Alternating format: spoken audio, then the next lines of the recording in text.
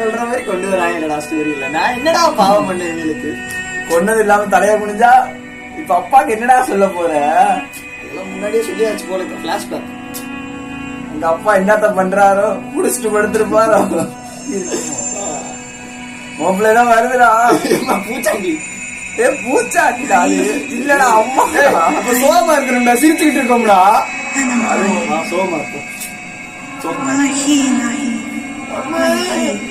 முடிச்சா நான் ஏன் பெட்டில அது போல போயிட்டாங்க.